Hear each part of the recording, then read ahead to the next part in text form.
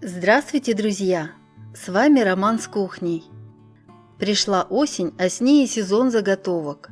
Сегодня мы хотим приготовить очень вкусное блюдо, я бы даже сказала лакомство – вяленые помидоры.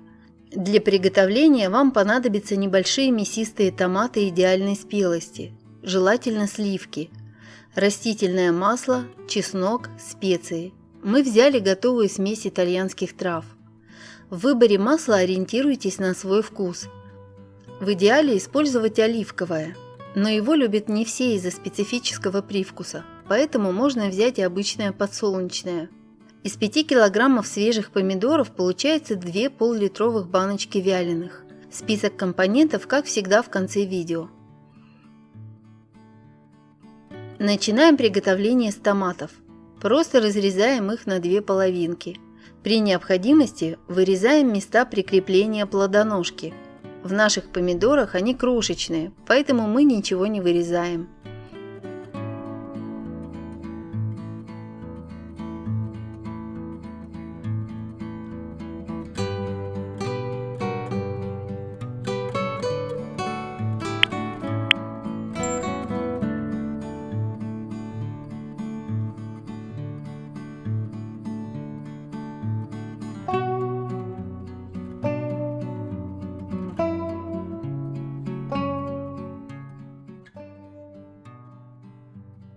Параллельно раскладываем половинки на противне.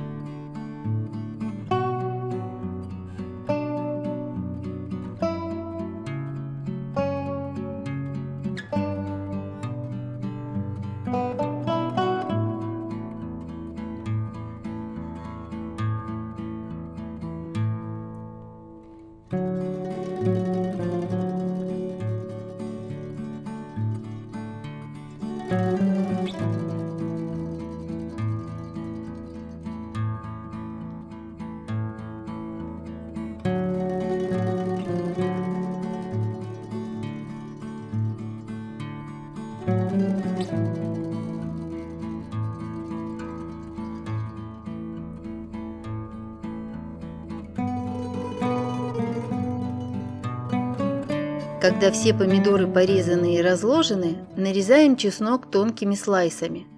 Многие добавляют к вяленым томатам свежий чеснок. Так тоже можно, но это сильно сокращает срок хранения блюда.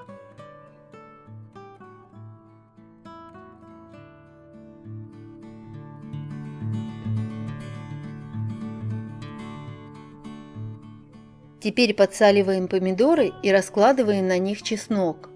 Соль в рецепте нужна не только для вкуса.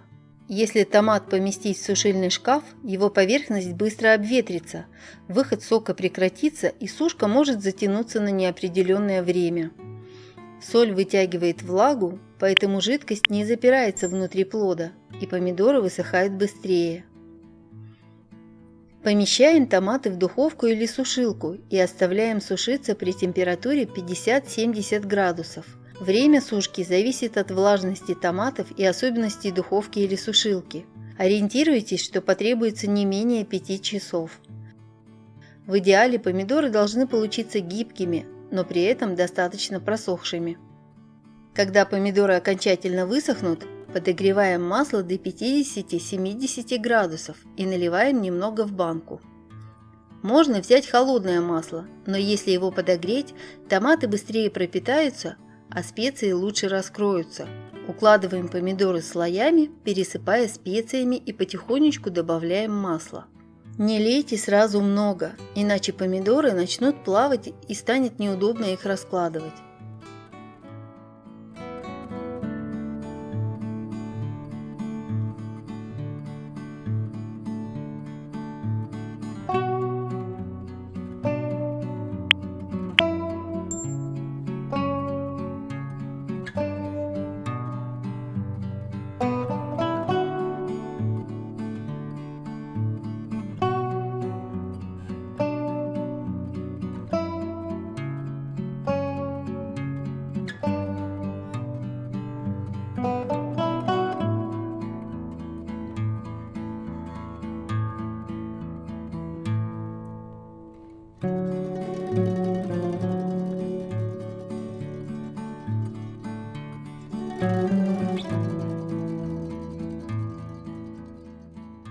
Не забивайте банку помидорами до верха.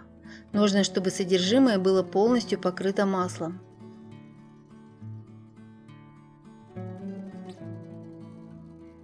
Теперь закрываем банку и забываем о ней минимум на 2 недели.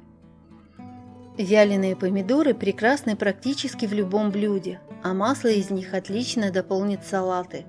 Вяленые томаты сочетаются с сыром, мясом, овощами, поэтому идут в бутерброды, закуски, первые и вторые блюда.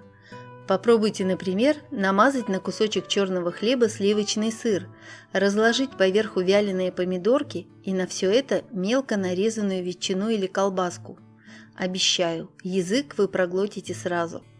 А на этом сегодня все. Если понравился рецепт, ставьте лайки и подписывайтесь на канал. До новых встреч, друзья! Пока-пока!